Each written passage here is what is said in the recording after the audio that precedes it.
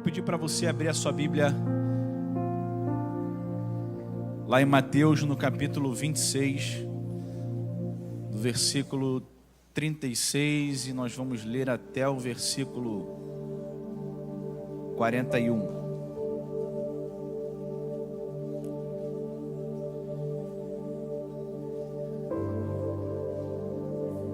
Quero falar para você que no dia 1º de setembro, no dia que nós vamos realizar o nosso batismo aqui na nossa igreja, domingo pela manhã, quem estará ministrando nesse dia será o pastor Miguel Ângelo, tanto de manhã quanto à noite. Um grande pregador da palavra de Deus. Incentivar você para estar aqui.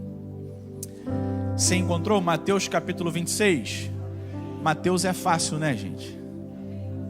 Mateus é fácil. Difícil é quando a gente pede Ageu, Sofonias, Naum, aí complica. Mas Mateus, pastor, Mateus é fácil. Mateus capítulo 26, do versículo 36, nós vamos ler até o versículo 41, é um texto que você conhece. Eu acredito que você já deve ter ouvido inúmeras mensagens nesse texto. Eu inclusive já ministrei uma mensagem, se eu não me engano, exatamente nesse texto, mas de uma outra forma, de uma outra maneira. Eu quero compartilhar com você aquilo que o Espírito Santo ministrou ao meu coração nesse texto. Diz assim a palavra do Senhor, Mateus capítulo 26, do versículo 36 em diante.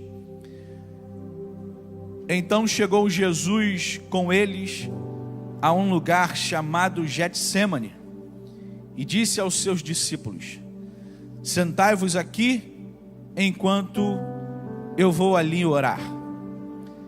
E levando consigo Pedro e os 2 filhos de Zebedeu, começou a entristecer-se, a agoniar-se muito, angustiar-se muito. Então lhes disse: a minha alma está demasiadamente triste até a morte. Ficai aqui e vigiai comigo. E ele, indo um pouco mais adiante, prostrou-se sobre a sua face, orando e dizendo: ó meu Pai, se é possível, passe de mim este cálice, todavia não seja como eu quero, mas como tu queres.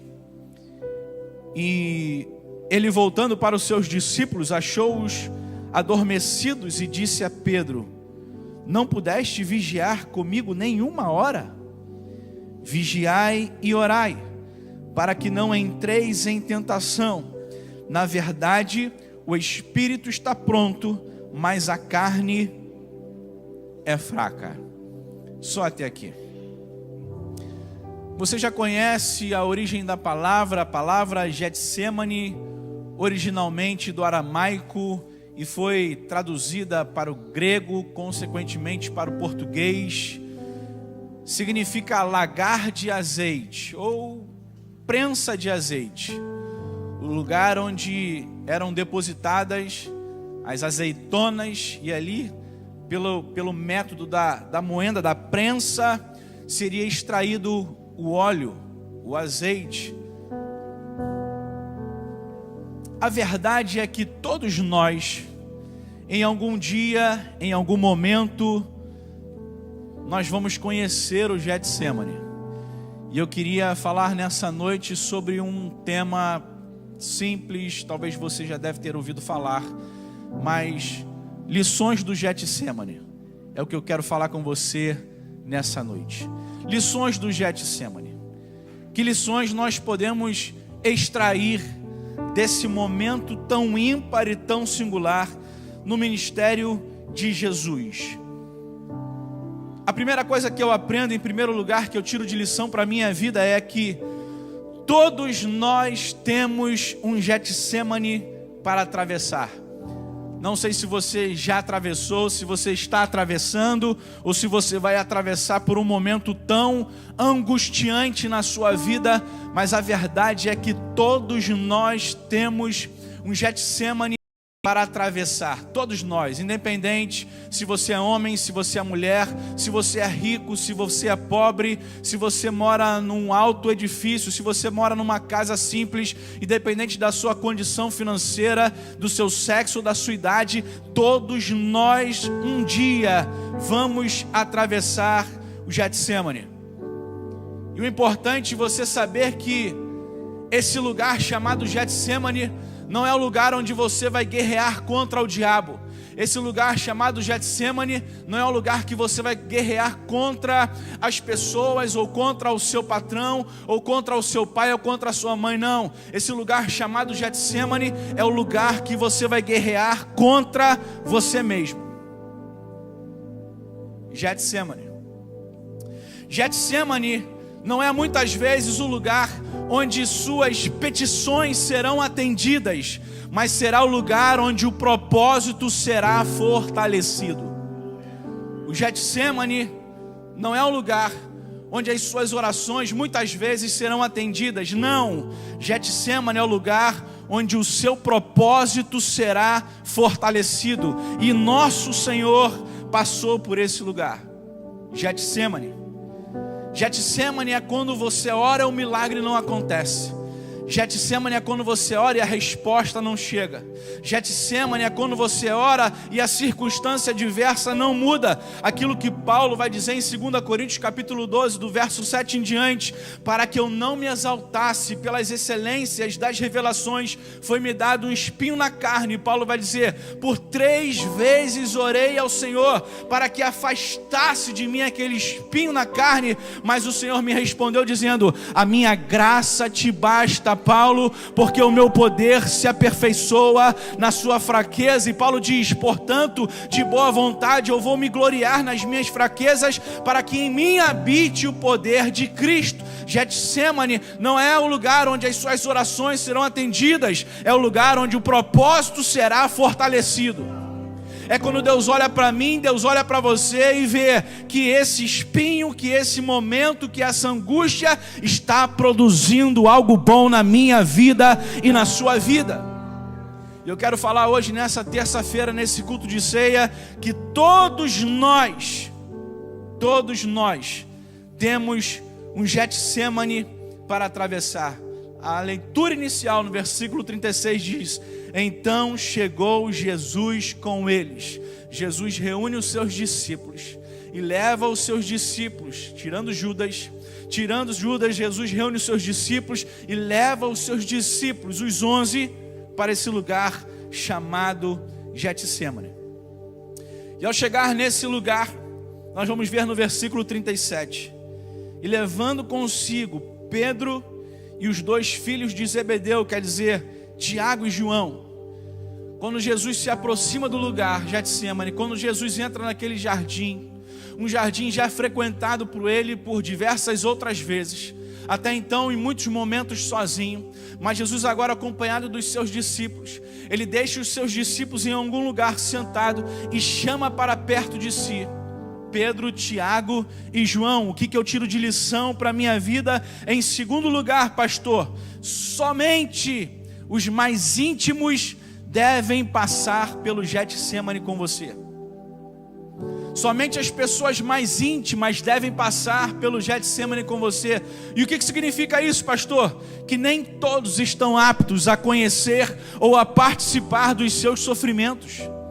Nem todas as pessoas que convivem com você estão preparadas ou estão aptas a participar ou a conhecer os seus sofrimentos, as suas angústias, as suas dores.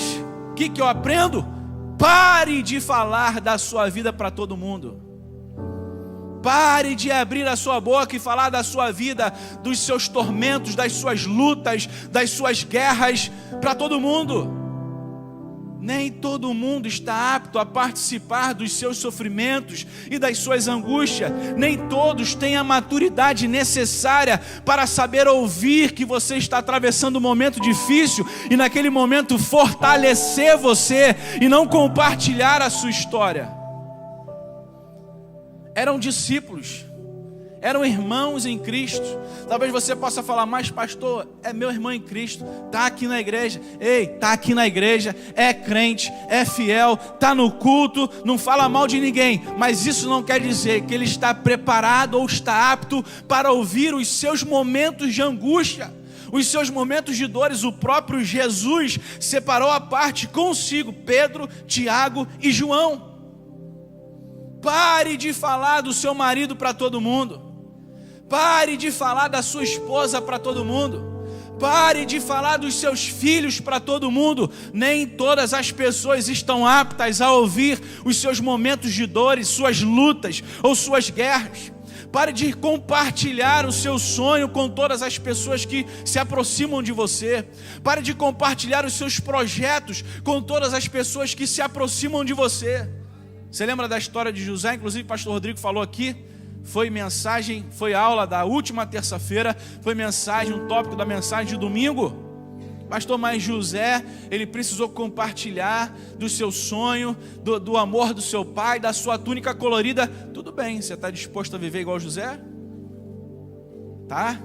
Traído pelos irmãos, vendido pelos irmãos, injustiçado pela mulher de Faraó, pela mulher de Potifar, lançado numa prisão injustamente. Você está disposto a passar por tudo isso? Então o que eu aprendo com Jesus? No momento de angústia, no momento de dor, no momento de intensa aflição, você precisa saber que somente os mais íntimos devem passar pelo Getsemane com você. Jesus, quando vai atravessar o Getsemane, Jesus separa com ele Pedro, Tiago e João. E não é coincidência que exatamente Pedro, Tiago e João foram os únicos discípulos que entraram na casa de Jairo, entraram no quarto e viram Jesus operar um milagre ressuscitando a filha de Jairo.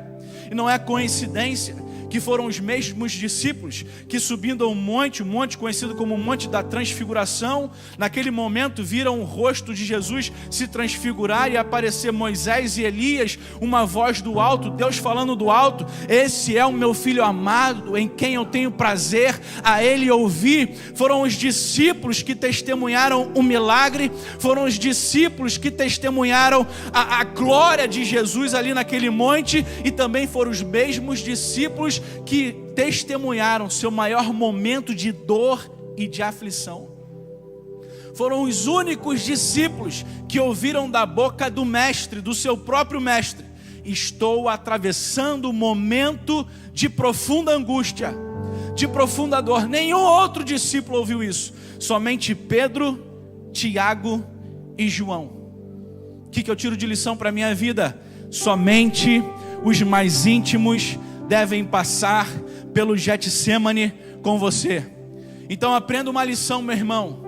Está passando por um momento de dificuldade, está passando por um momento de angústia, está passando pela maior guerra da sua vida. Não adianta ficar falando para todo mundo, não adianta abrir a boca para quem não pode resolver o seu problema, não adianta abrir a boca para quem só vai espalhar a notícia e não vai te ajudar em nada. Ei, busca em Deus as pessoas certas que vão te ajudar no momento de dor, de luta, de guerra e de angústia. Jesus me dá essa lição atravessando o Getsemane. Em terceiro lugar, o que nós aprendemos aqui nesse texto, nessa noite? No versículo 38, Jesus vai dizer: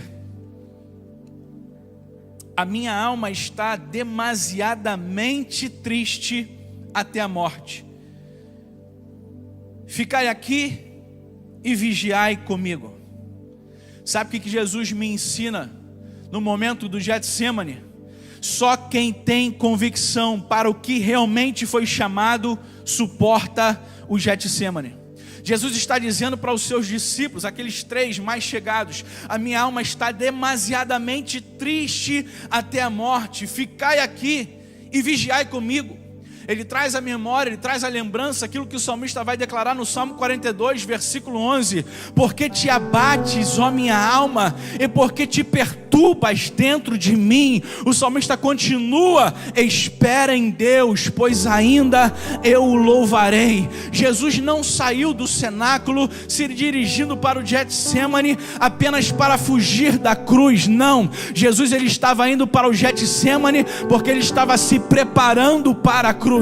Getsemane não foi uma fuga, Getsemane não foi um escape, Getsemane não foi Jesus correndo de medo, escondendo-se da cruz, não. Getsemane foi Jesus indo se preparar para o seu propósito, para aquilo que ele tinha sido chamado. Só quem tem convicção para aquilo que foi chamado pode suportar passar pelo Getsemane. Quando ele está orando angustiado, quando ele está orando aflito, quando ele está orando na noite mais sombria da sua vida terrena, ele não está com medo daquilo que vai vir, não. Ele está se preparando para aquilo que ele iria atravessar. Somente quem tem a convicção para o que foi chamado pode suportar o Getsemane. Você tem a convicção do seu chamado? Podem lutar contra você, podem guerrear contra você, podem tentar puxar o seu tapete, podem tentar impedir aquilo que Deus prometeu para você, mas como você tem convicção do seu chamado, daquilo que Deus designou para a sua vida, você vai passar por esse Getsemane em nome de Jesus. Terceiro lugar, só quem tem convicção para o que foi realmente chamado pode suportar o Getsemane. Em quarto lugar, no versículo 39, vai dizer o texto: e ele indo um pouco mais adiante. E isso me chama a atenção, me despertou na verdade no texto, essa frase: e ele indo um pouco mais adiante, mesmo sofrendo, e ele indo um pouco mais adiante, mesmo angustiado, e ele indo um pouco mais adiante, mesmo sofrendo na noite mais sombria da sua vida, e indo um pouco mais adiante. Indo um pouco mais adiante é aquele momento onde você perde um ente querido e mesmo assim você continua caminhando na sua fé em Cristo Jesus. Indo um pouco mais adiante é aquele momento onde um casamento se desfaz e mesmo assim você continua caminhando firme em Cristo Jesus. Indo um pouco mais adiante é um cônjuge que insiste em se afastar da presença de Deus e mesmo assim você continua seguindo a sua caminhada em Cristo Jesus. É um filho que insiste em cair nas drogas, mas mesmo assim você continua seguindo firme em Cristo Jesus. Indo mais adiante é aquela área da sua vida que ainda você não rompeu, mas ainda assim você continua insistindo, e mesmo sofrendo, e mesmo atravessando um momento de dificuldade, você continua indo mais adiante. Indo mais adiante é aquela promessa que ainda não aconteceu na sua vida, mas mesmo assim você continua caminhando um pouco mais adiante. Indo mais adiante é aquele milagre, é aquela cura que você ora há tanto tempo, mas ela ainda não chegou, mas mesmo assim você continua, está disposto a ir, continuar e caminhando mais adiante. Será que tem alguém que está entendendo essa palavra aqui nessa noite? Não importa a adversidade, não importa a aflição, não importa o momento sombrio que você esteja atravessando, você ainda tem força para ir um pouco mais adiante. Talvez o diabo tenha se levantado contra você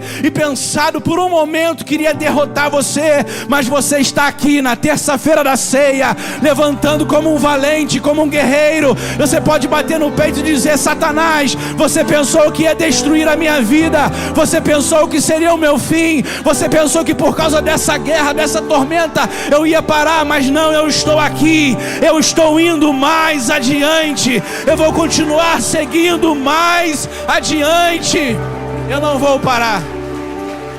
Será que você pode falar para 2 ou 3 aí perto de você? Você está disposto a ir mais adiante? Você está disposto a ir mais adiante? Você está disposto a ir mais adiante?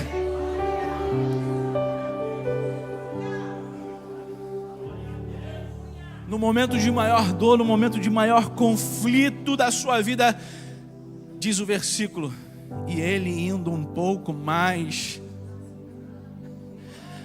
adiante. Você não vai parar, eu não vou parar. Podem se levantar as guerras, as tempestades, pode entrar no vale mais sombrio da minha vida, mas eu vou continuar seguindo adiante, um pouco mais adiante. Você está disposto a andar nisso, nessa palavra, nessa noite? Você está disposto a andar nessa palavra, nessa noite? É um pouco mais adiante. Eu não estou dizendo que vai ser fácil para você, eu não estou dizendo que você não vai sentir dor, eu não estou dizendo que não vai ser doloroso para você, eu não quero dizer isso. Eu estou querendo dizer é que você vai seguir adiante. Eu não estou querendo dizer que você não vai pensar em parar por um momento, não. Você pode até pensar em parar por um momento, mas você não vai parar, você vai seguir um pouco mais adiante.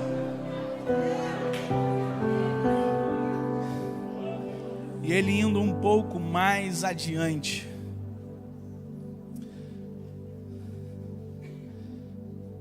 Getsemane é um lugar desconfortável. Getsemane não é um lugar confortável, mas ainda assim, nosso Senhor, Ele nos traz lições importantíssimas. Quando estivermos passando nos momentos mais sombrios da nossa vida, naqueles momentos onde parece que a esperança se esvai, onde nós não encontramos mais saída, aqueles momentos onde a alegria parece que se perdeu, Jesus, Ele nos ensina e nos traz lições importantíssimas. Todos vamos passar um dia pelo Getsemane. Só os mais íntimos devem atravessar esse momento com você. Só quem tem realmente convicção para o que foi chamado pode suportar o Getsemane.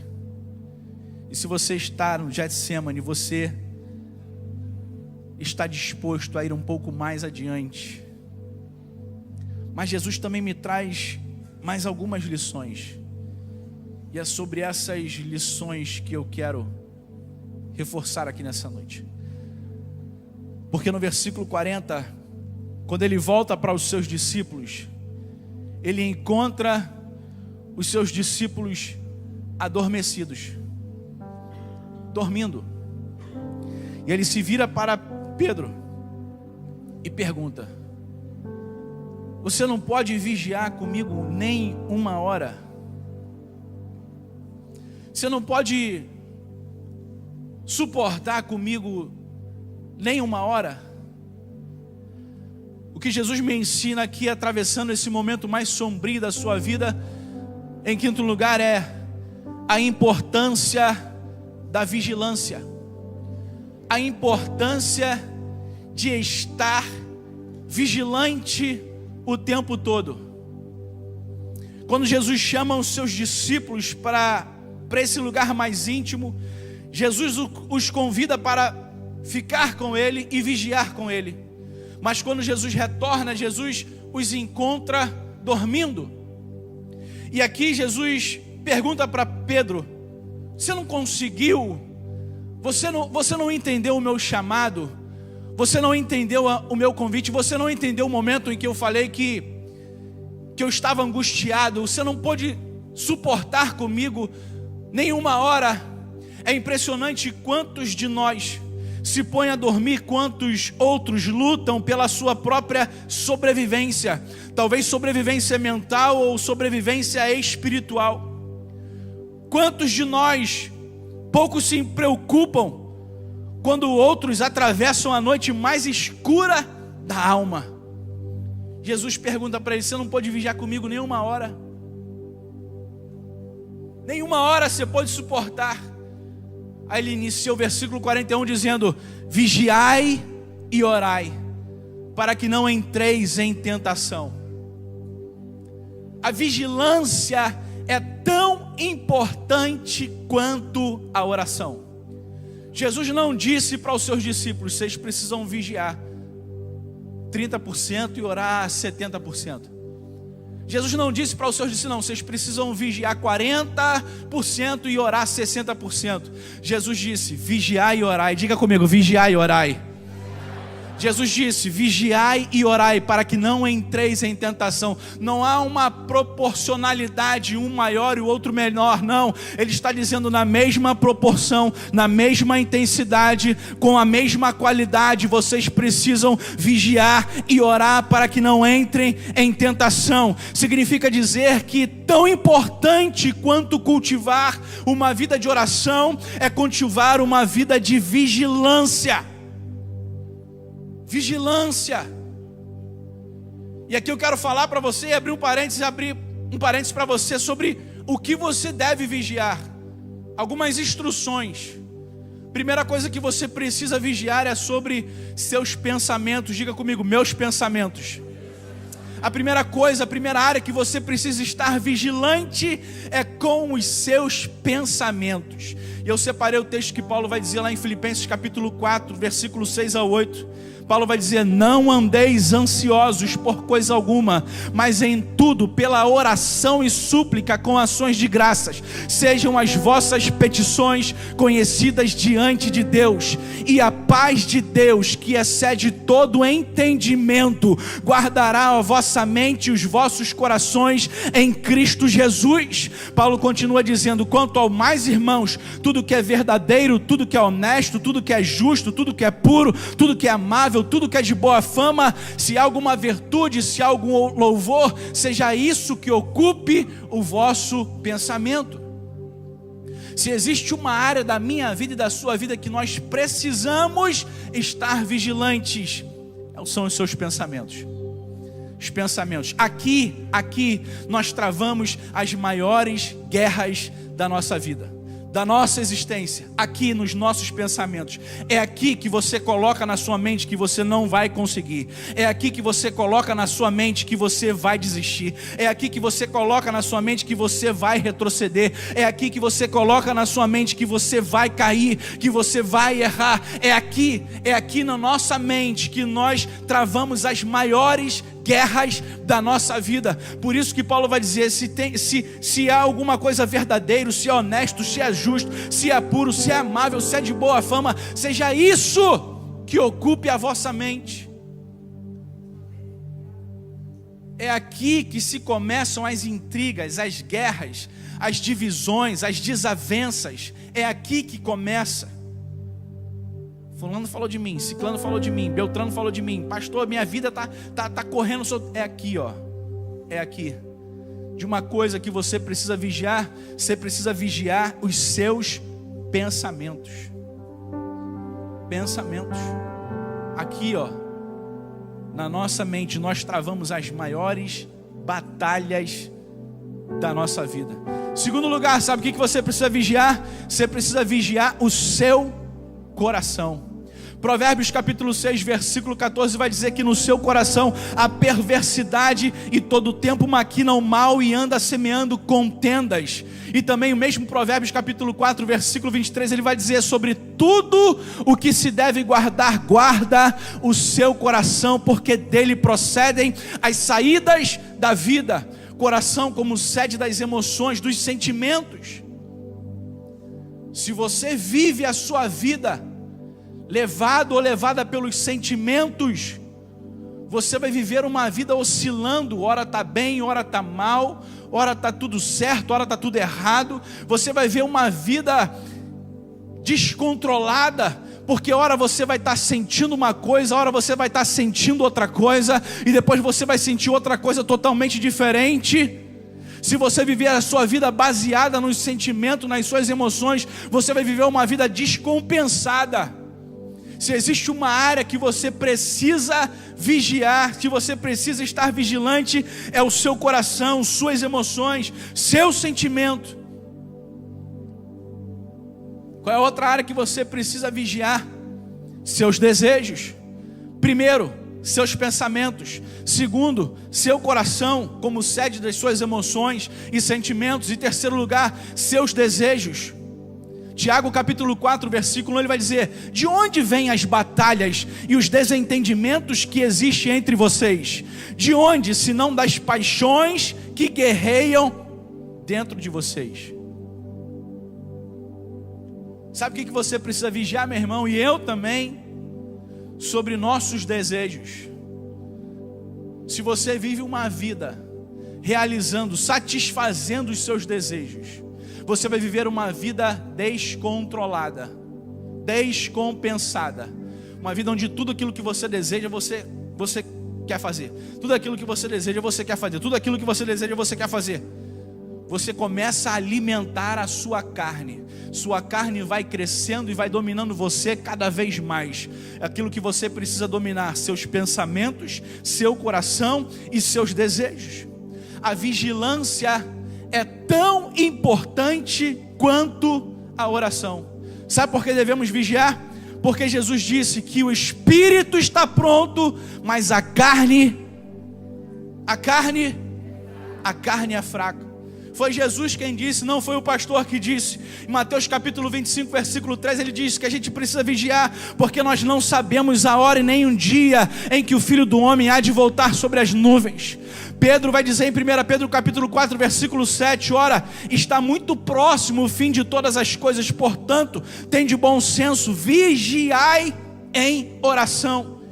O próprio apóstolo Pedro, lá em 1 Pedro capítulo 5, versículo 8, ele também vai dizer: sede sensatos e vigilantes, porque o diabo, o vosso adversário, anda como leão ao derredor, buscando a quem possa tragar. Sabe por que você precisa estar vigilante o tempo todo? Porque o diabo não brinca de ser diabo. Você já ouviu essa frase? Ao tempo todo buscando alguém que ele possa tragar. Jesus vai dizer para os seus discípulos: vigiai e orai. Tão importante quanto a oração é também um estado de vigilância. Vigie, meu irmão, vigie, minha irmã, vigie seus pensamentos, vigie suas emoções, vigie seus desejos, vigie o seu comportamento, vigie com quem você está andando. Vigilância é importante. Em sexto lugar, o que eu quero aprender e o que eu tiro de lição para a minha vida com Jesus nesse momento de Getsêmani? Se eu preciso vigiar, eu também preciso orar. Manter uma vida de oração. A igreja é chamada de casa de oração. Jesus orou na terra, Jesus orou no jardim, Jesus orou no monte, Jesus orou no barco, na beira da praia. Ele orou pelos seus discípulos, ele orou por João Batista, o seu primo, antes de ser decapitado. Jesus orou no Getsêmani, Jesus orou para que Deus enviasse o Espírito Santo. Jesus, o exemplo máximo a ser seguido, ele me dá o exemplo de uma vida de oração. Não é um período do mês que eu vou ter uma vida de oração, não é uma campanha de 3 dias, não é um projeto de 21 dias, ou um projeto de 40 dias que eu vou ter uma vida de oração, não. É manter uma constante vida de oração. Por quê, pastor? Porque a oração traz a resposta, porque a oração traz o avivamento, porque a oração traz a libertação, porque a oração traz o resultado. John Bunyan vai dizer que a oração levará um homem a parar de pecar, ou o pecado vai levar o homem a parar de orar. E aí você precisa decidir qual dessas opções você quer. Mas Mono vai dizer que a oração é a licença terrena para a interferência celestial. O salmista no Salmo 22 vai dizer que nós precisamos orar pela paz de Jerusalém, e prosperarão aqueles que amam Jerusalém. Mateus capítulo 5, versículo 44, Jesus vai dizer que nós devemos orar por aqueles que nos caluniam. 1 Tessalonicenses capítulo 5, 17, Paulo vai dizer que nós precisamos orar sem cessar. Mateus 21, 22, tudo que pedirdes em oração, crendo.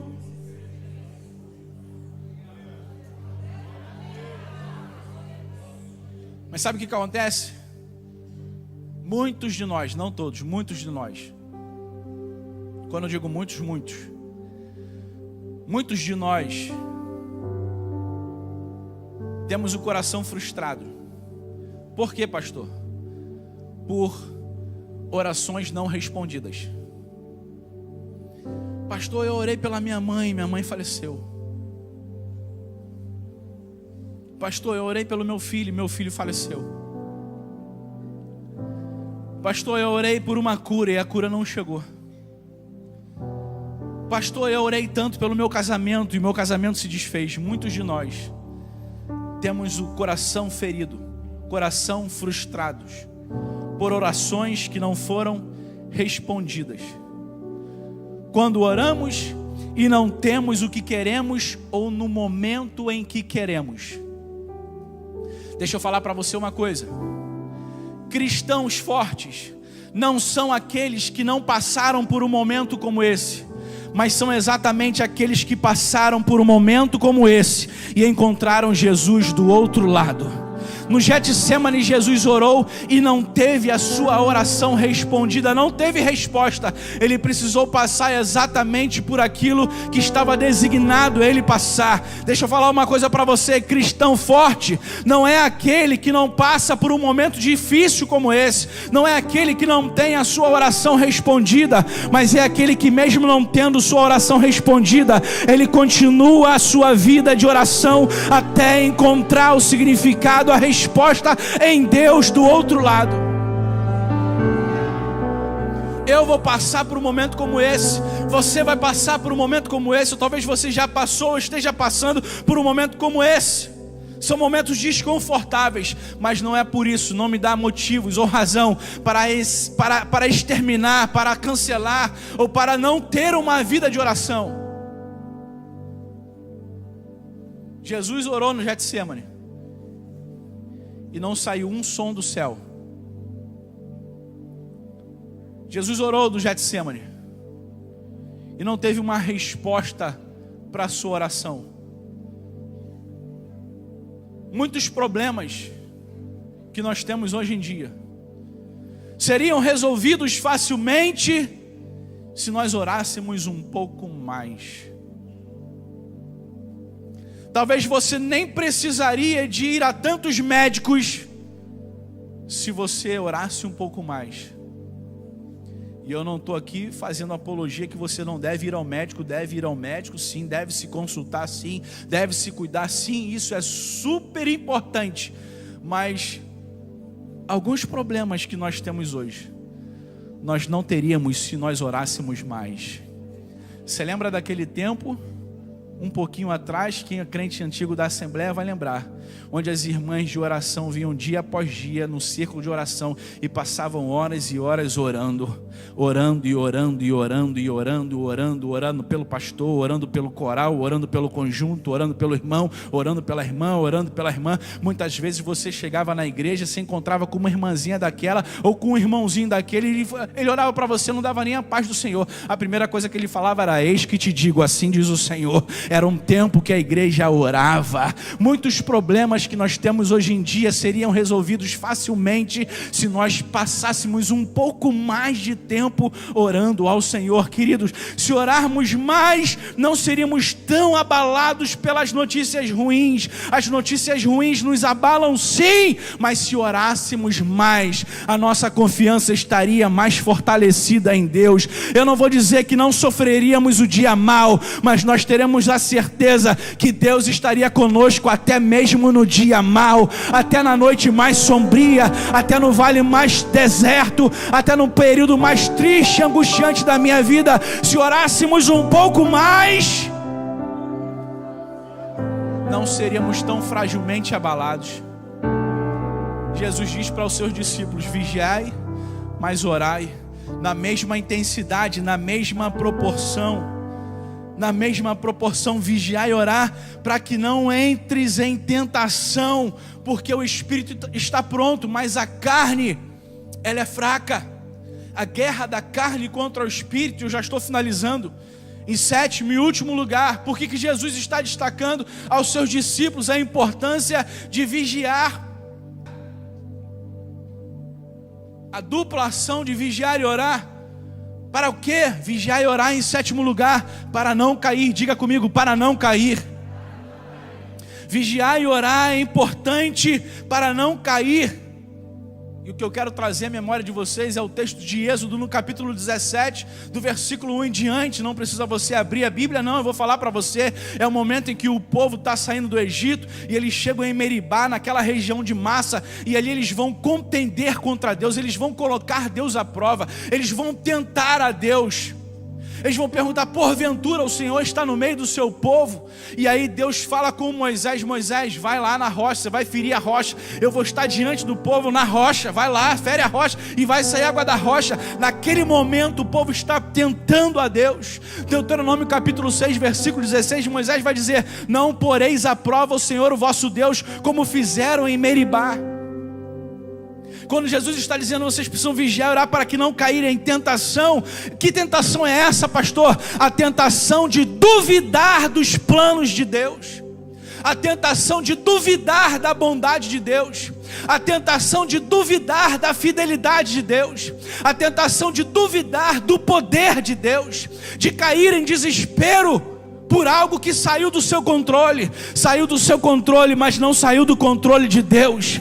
Getsemane não é um lugar muitas vezes onde a minha oração vai ser atendida, mas onde o propósito será fortalecido. Nada mudou no projeto de Deus para o seu filho Jesus aqui na terra. Ele precisou passar pela cruz, ele precisou ser humilhado, precisou ser espancado. A angústia de Jesus naquele momento não era a cruz, não era o medo da morte, não era o medo da cruz, não era o medo dos romanos, não era o medo da elite religiosa. Ali a angústia de Jesus não era o pavor de saber que estava à beira da morte, sendo pendurado no madeiro, não. A angústia de Jesus era saber que ele teria que levar os meus pecados, os seus pecados. Ele estava se preparando não para a cruz, ele estava se preparando para o momento onde ele receberia aquilo que Isaías diz, que ele levou sobre si as minhas transgressões, as minhas pisaduras estavam sobre ele, e sobre as minhas feridas, sobre as suas feridas nós fomos sarados. É sobre aquele momento que ele estava se preparando, se fortalecendo para cumprir o seu propósito.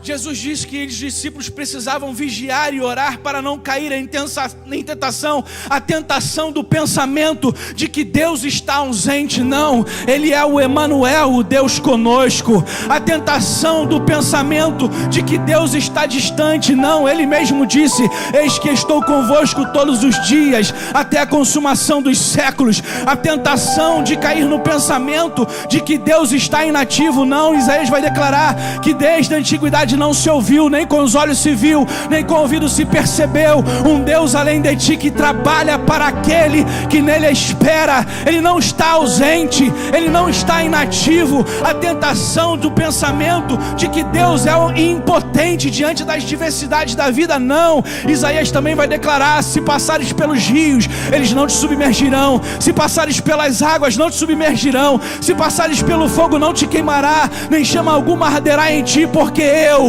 sou o Senhor, o Todo-Poderoso. Ei, não caia na tentação de que Deus está ausente, não caia na tentação de que Ele está distante, inativo ou impotente. Não, Ele continua no controle de todas as coisas. A morte de Jesus era uma consequência da sua missão, mas não era o fim dos desígnios de Deus para estabelecer o seu reino aqui nessa terra.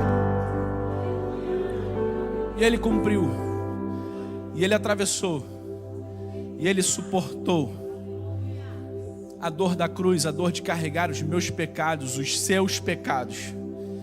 Ele suportou, por isso que na cruz Ele grita: Pai, Deus meu, por que me desamparaste? A dor da separação do filho com o pai. Mas a história não termina aí,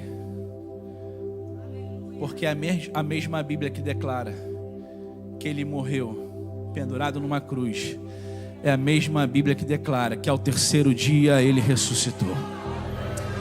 É a mesma Bíblia que declara que sobre Ele foi dado um nome que está acima de todo nome, porque nenhum outro nome há que devamos ser salvos. O nome de Jesus está acima de todo nome. Que Deus te abençoe nessa noite, Edevec Natal. Lembre-se dessas lições. Se você não anotou, anote, guarde no seu coração. Todos temos um Getsemane para atravessar. Só os mais íntimos devem passar com você. Só quem tem convicção do que para que foi chamado pode suportar o Getsemane. Você vai seguir um pouco mais adiante, você não vai parar. A importância de se manter vigilante e a importância de se manter uma vida de oração. E em último lugar, vigiai e orai para não cair em tentação. Que Deus te abençoe nessa noite.